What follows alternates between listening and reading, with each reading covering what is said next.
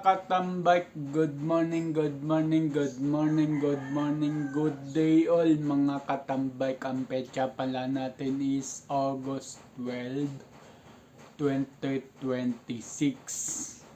Sa oras na 7:46 na ng umaga. So yung mga katambay, kikwento ko lang sa inyo yung ano ba to?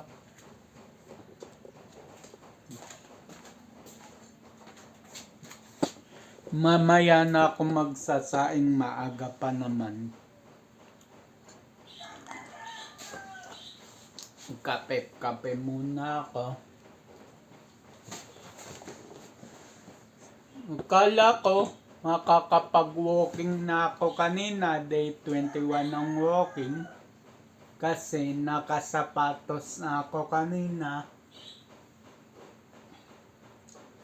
Naka-ready na ako kanina. Naka-video na ako kanina. And then, hindi ko na lang sinama sa pag-edit dito yung video na yun. So, yun.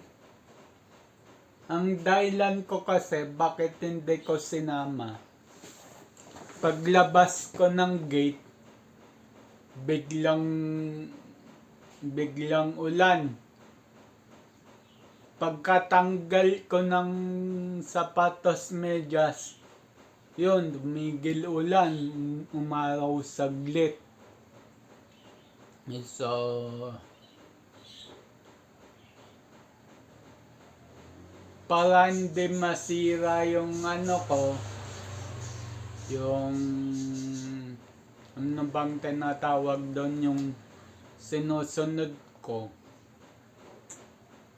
sa Lunes na lang ako mag-day 21 ng walking. So yun. At nga pala mga katambay, kung napapansin, kung friend nyo rin ako sa Facebook, lalo na sa mga friends ko sa Blue Up tsaka sa Black Up, hindi ko na pinopost doon yung link ko sa YouTube. Hindi na. Kasi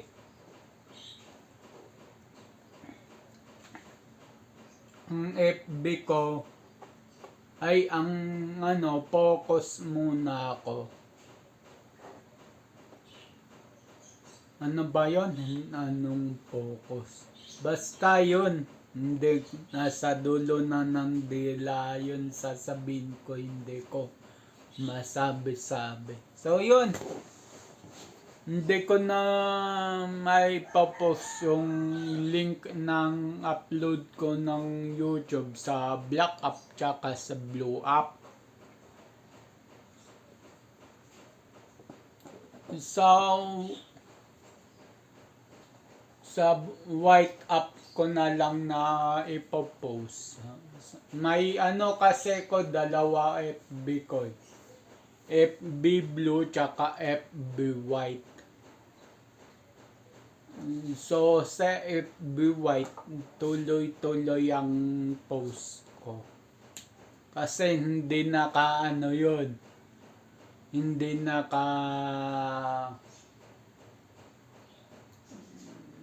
Hindi ko sinet ng follow yun. Kumbaga, as friend pa rin yun.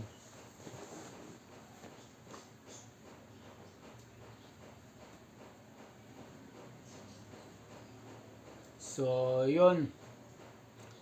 At hindi na ako ganun nagpo-post sa FB.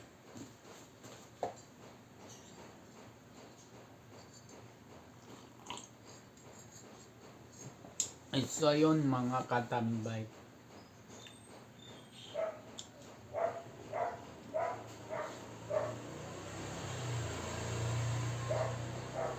So yun nga, naghahanap na ako ng ano,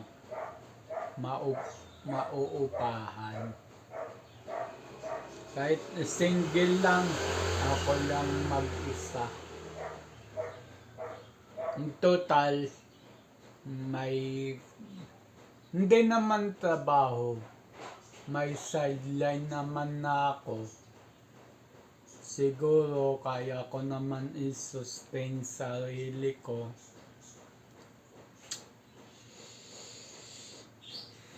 Ang mali ko kasi nung kalakasan pa ng trabaho ko, hindi ako nag-invest ng lupa. Kahit maliit na lupa lang, lote, hindi ako nag-invest.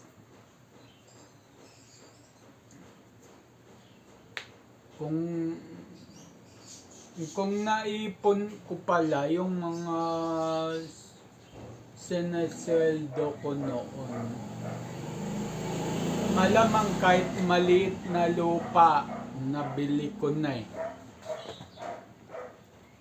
So, yun.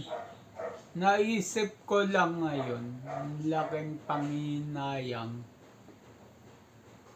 Kasi inuna ko noon yung bisikleta ko. Inuna ko tong paganda ng bahay.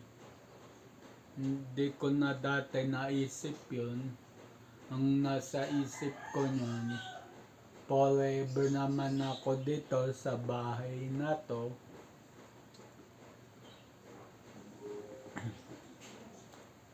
Kaya yun, laking panghinayang ko. Nung nabalitaan ko na bibitawan na namin tong bahay na to, laking hinayang ko na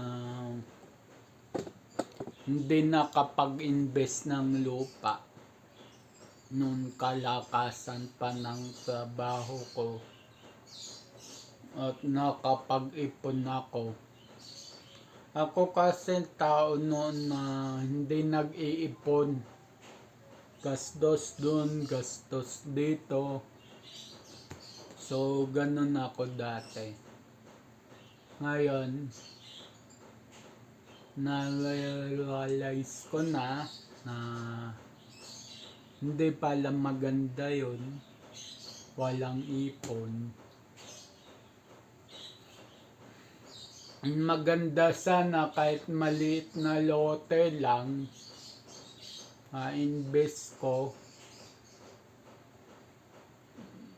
gawan ko siya ng ano, ng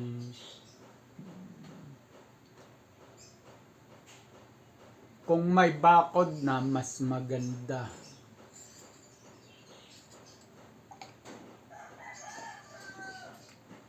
Pinagawa ko sa ng open parking. Parking fee ba? So, nagsisisi ko kung bakit hindi ako nakapag-ipon. At yun, nakakapanginayang. Pero tapos na yun, nandun na yun. So, yun.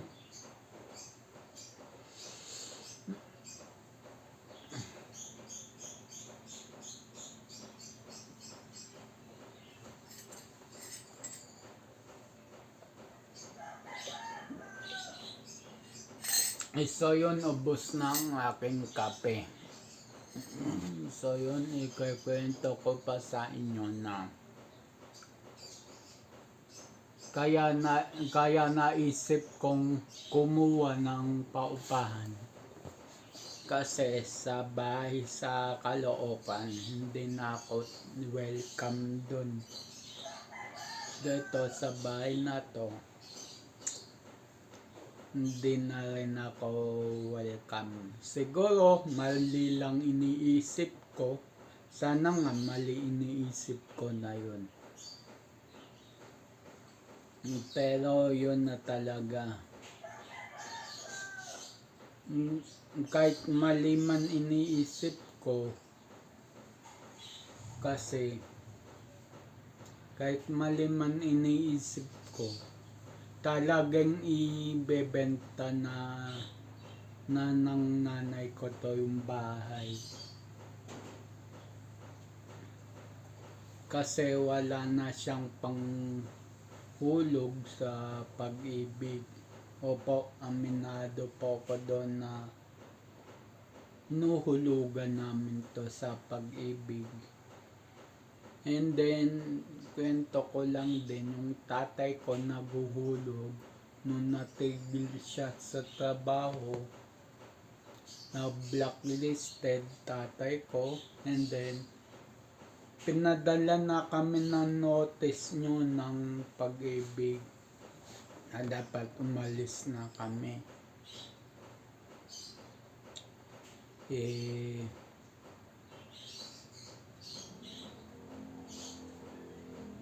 Yun.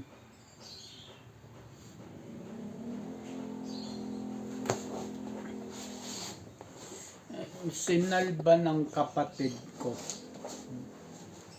itong bahay. Kumbaga, nakapangalan lang sa kapatid ko to. Pero nang nagbabayad yung nanay ko.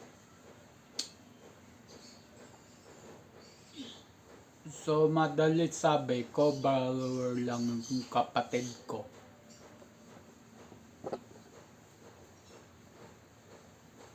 So, ngayon, i-give up na ng nanay ko to yung bahay. At isang ayon din yung kapatid ko dun.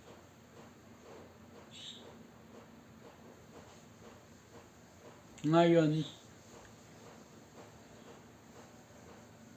nagkaroon kami kasi ng tampuan ng nanay ko. Kasi nga, nagpaalam na ako simula sa sa kanya na Ama, sa 16 anniversary na namin sa church. Sabi niya, sige.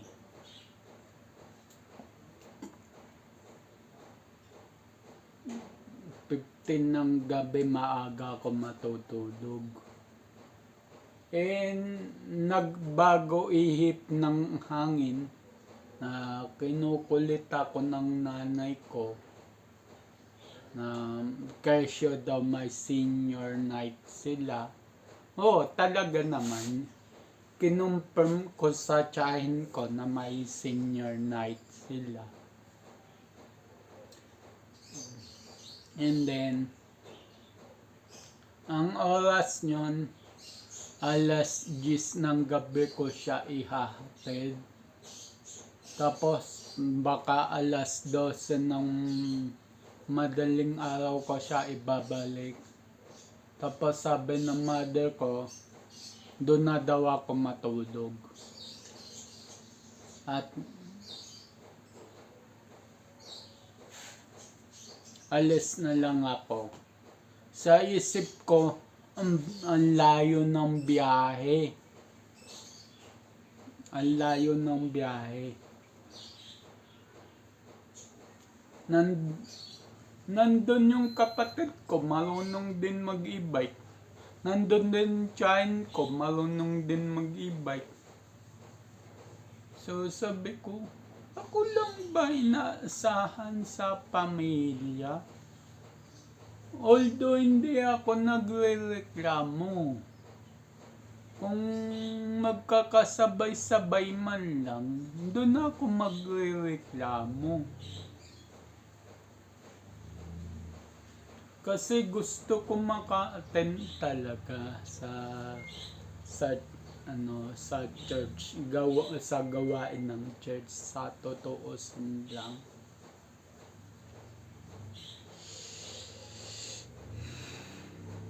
Kaya Sabi ko, sige me,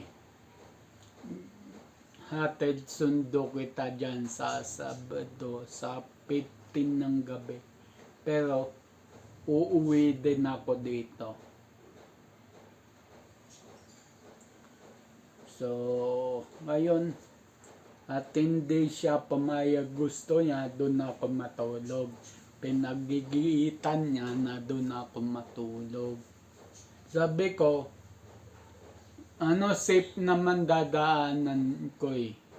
Sa mga matataong lugar akong dadaan eh. So, yun. Kung inaalala lang yung mother ko, yung safety ko. Yun ang sabi ko.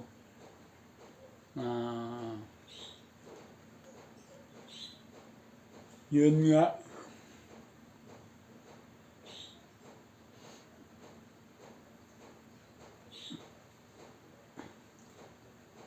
So, nung Lunes, naiiyak na ako. Tuesday, naiiyak na rin ako. Gabi-gabi yun. Hindi lang Monday, Tuesday yun. Simula nung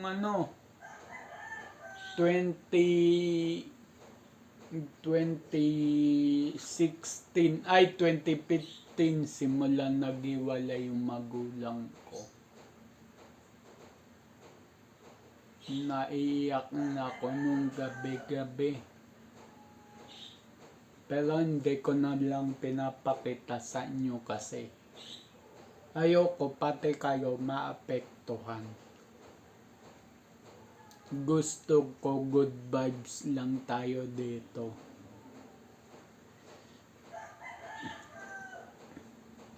So, sabihan nyo na kung selfish, pero alam nyo yun, may mga batang nakakapanood na sa akin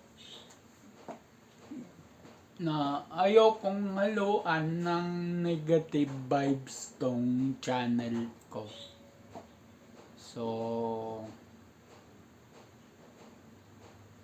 sana maintindihan nyo ako dun sa part na yun. So yun, mabalik tayo sa topic. So yun nga, naghanap ako ng kahit maliit na paupahan. Yung tipong ako lang mag-isa. So yun. Sana may mahanap ako. And then yung kapatid ko naman to, may bahay na sila ng girlfriend niya sa Tarlac. So gawa na. So lilipat na siya doon. So ako, uupa.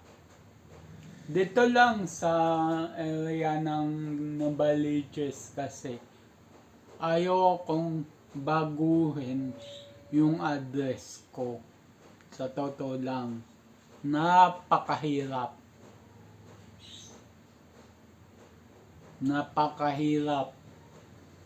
Although madali lang naman maglipat ng address. Pero, questionin naranasan ko yan kasi yung kasamaan ko sa trabaho dati, question bakit na-move ng address. Yan tuloy na deny, hindi nakasampa ng barko.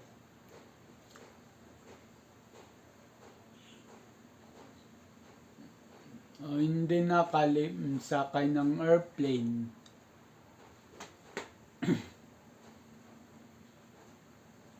So, mga ganun aspeto ba yung nakikita ko? Hindi ko alam pa-comment na lang kung ganun talaga. So, ayokong baguhin, kaya decide ako na uupa na lang dito sa Damamalit sa Queensland para sa ganon kung gusto nila mapadpad dito sa Queensland, why not? Welcome sila.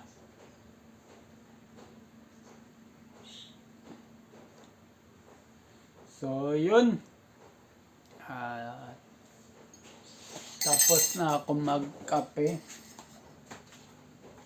and then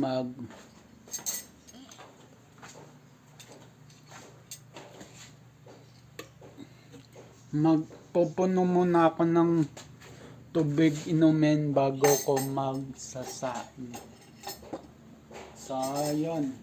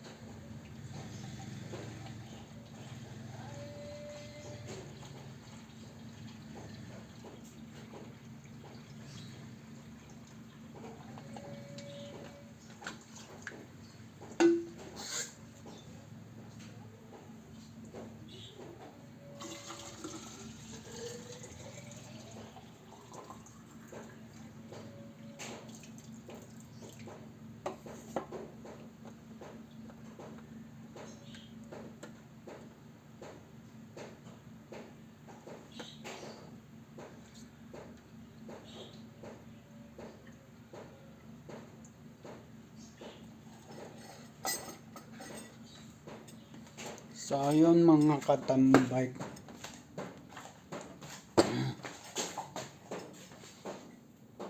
at kahapon buti na limpungatan ako, kung hindi kinuha na to yung cellphone ko, yung camera phone ko.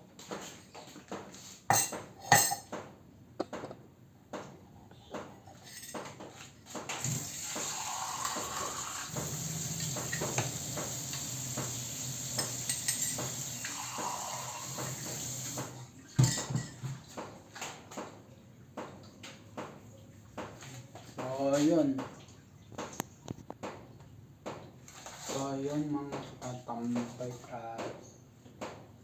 nalulungkot lang ako sa sinapit ng aking pamilya.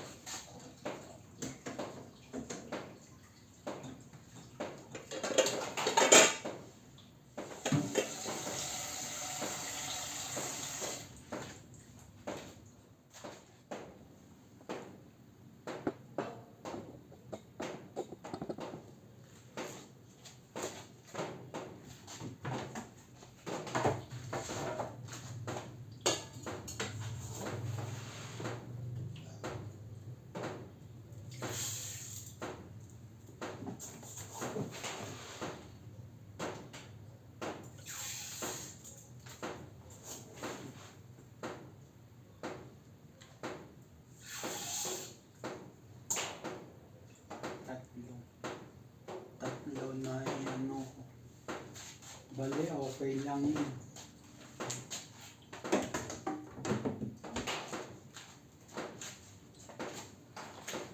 Pagtapos ko rito, maghanap na ako ng maupahan.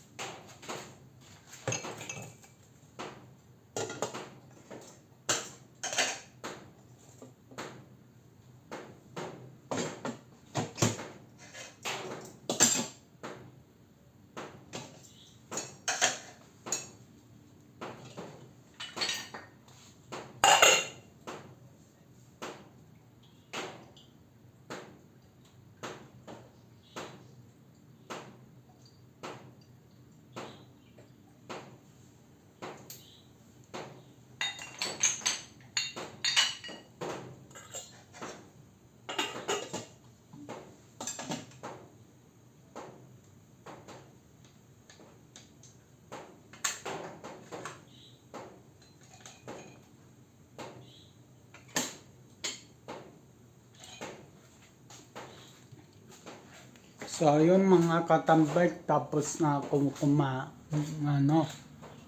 magkape, magpuno ng inuming tubig, and then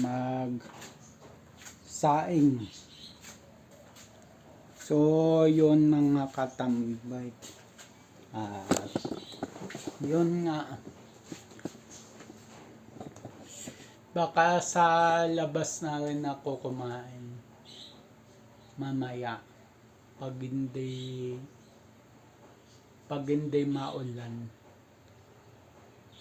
So yun, ewan ko kung mapapakita ko pa sa vlog, pero baka hindi na muna.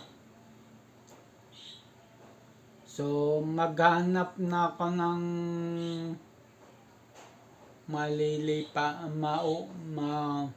i-inquirean ng paupahan. Dito lang din sa Queensland. So, hindi man sa Queensland, sa Jordan. Alam ko marami sa Jordan eh. So,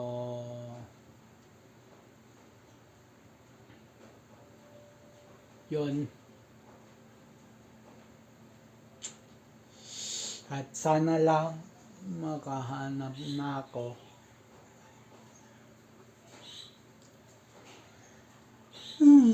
Hindi pa naman ako agad-agaran na lilipat. So, kaya gusto kong nagdesisyon din akong lumipat na ako mag-isa. Hindi naman ako sa selfish. Gusto ko lang ng freedom, may kalayaan sa stress.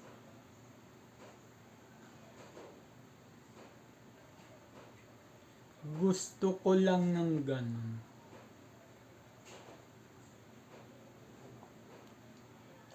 So, yun dati, naiisip ko mag-camper van. Pero,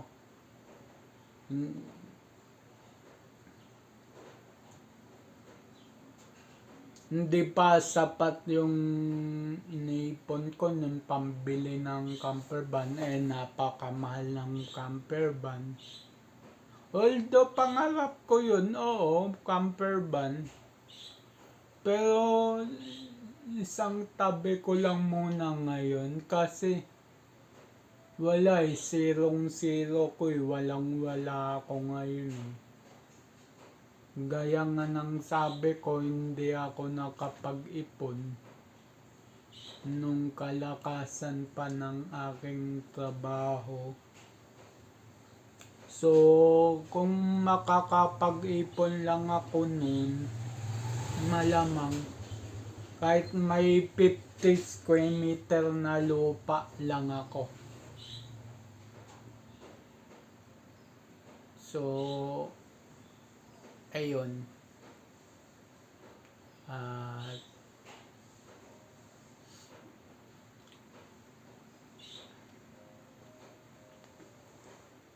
So yun mga katambay, nga pala mga katambay, hindi ko na mapapakita sa inyo yung pagkain ko ng tanghalian. So yun, dito na ako magpapaalam. So ang oras natin ay 9:30 na. Ay, 9:30 tuloy. Mali, sorry. 8:30 na ng umaga. Sa petsa na August 12, 2026. So yun, at abang na lang sa next vlog, next upload. Just always keep safe, God bless, and then bye-bye. Matthew 21 verse 22, pray, believe, receive. At Luke 18 verse 1, always pray and never give up. Yung sa Luke 18 verse 1, always pray and never give up. Lagi kang magdasal. Huwag kalimutan magdasal.